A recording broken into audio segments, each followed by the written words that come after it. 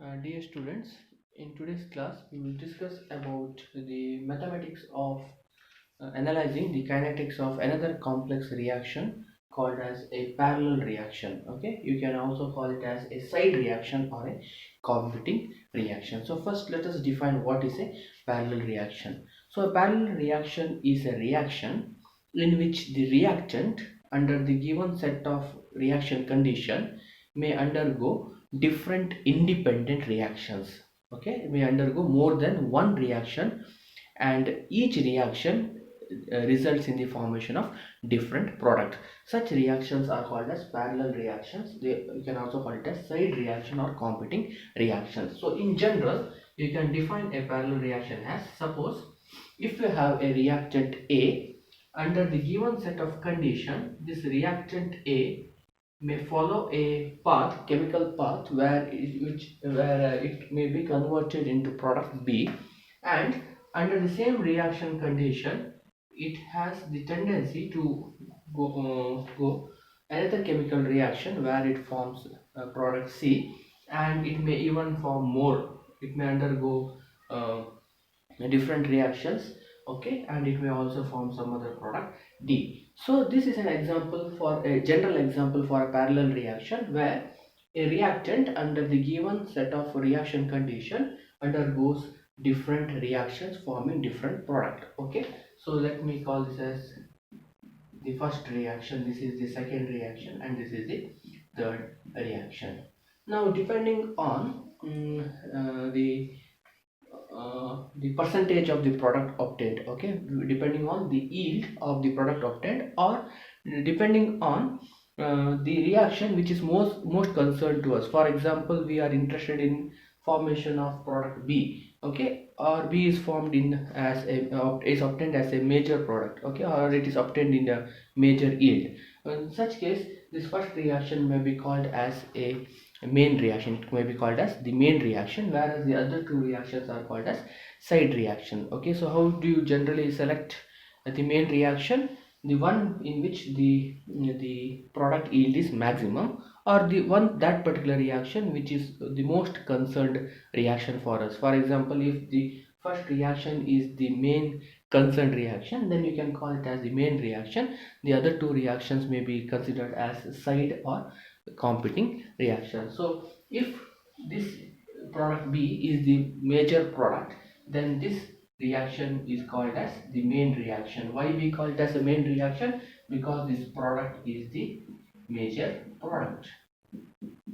It is the major product, whereas the other two reactions are called as side reactions because the products are the minor products. Okay, so the products C and D are obtained in less quantity, so they are called as minor products. So we can assign the rate constants K1, K2, K3 and so on for the representing the rates of different reactions, main reaction as well as side reaction. So this is the general definition of a parallel reaction.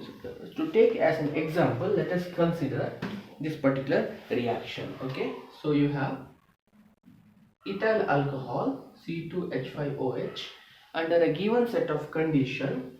Okay, under a given set of condition it may be forming C2H4 plus water. Okay, so it is undergoing a certain chemical reaction resulting in the formation of C2H4 plus water, or it may in a slightly different chemical path give CH3 CHO plus hydrogen, or it may also give ether C2H5O C2H5 plus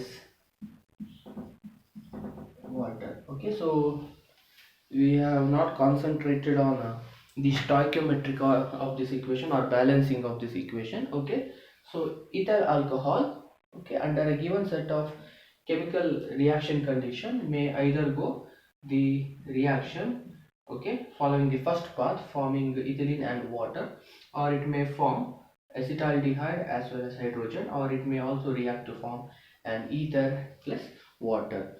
So one of the reaction may be called as the main reaction. The other two reactions will then be called as parallel reaction or competing reaction. Now you can switch the role of main reaction and parallel reaction depending on your interest. Okay, say for example, this is the most concerned reaction for you, that is formation of acetaldehyde. Then you can make this as a main reaction by slightly changing the reaction condition. Okay, so by changing the reaction condition, by modifying the reaction condition slightly, you can make this reaction as the main reaction, then the other two reactions will become side reaction.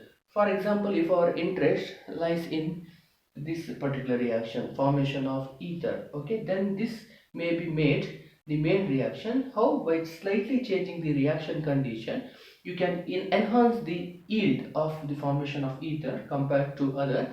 So in that case, this reaction will become the main reaction, the other two reactions will be acting as the side reaction. Okay, so if it consider the general case, okay, or if we consider the specific case, what we can clearly see that the source for all the product, okay, this you can clearly see that the product formed in the first path is different from the second path, and it is different from the third path. But what is common for all the three product is they have a common source of reactant A. So whatever amount of reactant A I take for that particular reaction, okay, that is shared for the formation of B and for the formation of C as well as the formation of D. So when we are analyzing the overall rate of such parallel reaction, we have to take into consideration the rate of each step involved in the reaction. That is, we have to consider the rate of the main reaction as well as the rate of the side reactions, because if the side reactions are having very less rate compared to main reactions, in such cases the major product will be obtained in very large amount, whereas the minor product will be obtained in very less amount. But if one of the side reactions has almost, okay, it may be slightly less but almost equal rate as a main reaction, in then that case, okay, so the amount of the main product formed, okay, will be less, because most of the reactant A will be used up for the formation of another minor product, say for example C. So that is why these reactions are called as competing reactions, because they are competing with the main reaction for the common reactant A. So when we are considering the overall rate of such parallel reaction, it is very important to consider the rate of individual reactions, that is the rate of the main reaction as well as the rate of the side reactions. So this is the definition of parallel reaction. Now let us go into the details of the mathematics of how to analyze the kinetics of a parallel reaction. Let us consider a simple parallel reaction. As we did in the reversible reaction, you can have different types of parallel reaction. Okay, so we can have parallel reaction involving only two steps, where one is the main reaction, the other is the side reaction. Or you can consider a parallel reaction with four steps, where one is acting as a main reaction, the other three steps are acting as a side reaction. Or you can have a parallel reaction where the order of the reaction may be first order. This is a first order reaction. Or you can even consider a parallel reaction where the order of the reaction may be second order, and so on. So we will stick on to the very simplest case of parallel reaction, and we will realize that once we know how to construct or analyze, okay, the kinetics of a simple parallel reaction, then you can consider, okay, any complicated parallel reactions by simply mathematically extending what we have learned here. Okay, so now ಈಗ simple parallel ರಿಯಾಕ್ಷನ್ಗೆ ಏನು discuss ಮಾಡ್ತೇವೆ ಅದನ್ನು ನೀವು simple ಆಗಿ ಯಾವುದೇ complicated parallel ರಿಯಾಕ್ಷನ್ಗೆ ಕೂಡ extend ಮಾಡ್ಬೋದು. So we will stick on to a very simple parallel reaction and try to understand the mathematics of analyzing the kinetics of such parallel reaction. So the parallel reaction that I will take here is a reaction involving only two steps. Okay, a reaction involving two steps. So you have a reactant A which forms product B, okay, through one particular path it forms product B, and through another path it forms product C. So this reaction involves two steps. In one step A forms B, and in the other step it forms product C. So let us consider this as the main reaction, that is B is the major product and this is the side reaction, so C is the minor product. So this is the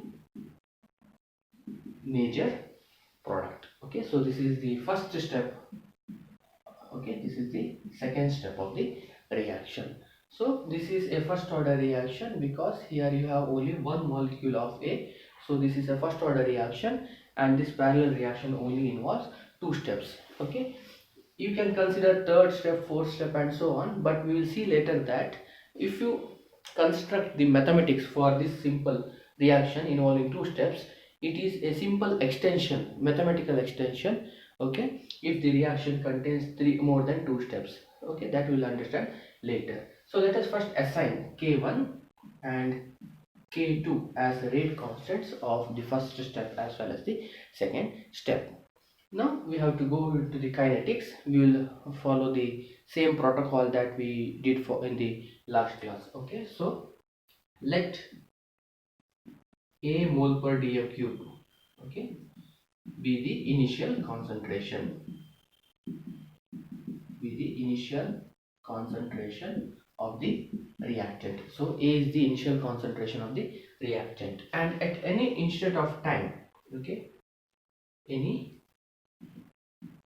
instant of time t, x mole per dm cube of A has undergone reaction. Okay, it has undergone reaction to form B and C. Okay, so at certain amount of time t, we note that out of A, x mole per dm cube of A has reacted. Okay, x mole per dm cube of A has reacted to form B and C together. Now at time t, let y and z represent the concentration of B and C respectively at time t. So what is the concentration of product B formed at time t? Its concentration is y mole per dm cube, and the concentration of C formed at time t is z mole per dm cube. And I already told you there is only one source for the formation of the product, and that source is common for both, that is A. So whatever x moles of A has reacted at the time t, it should be either converted to B or it should be converted to C. So we observe a simple mathematical relation here. That mathematical relation is x is equal to y plus z. X is equal to y plus z. What is x? The amount of A that has undergone reaction should be equal to amount of B obtained plus amount of C obtained, because A is common for both both B and C. So remember this mathematical relation, x is equal to y plus z. Okay,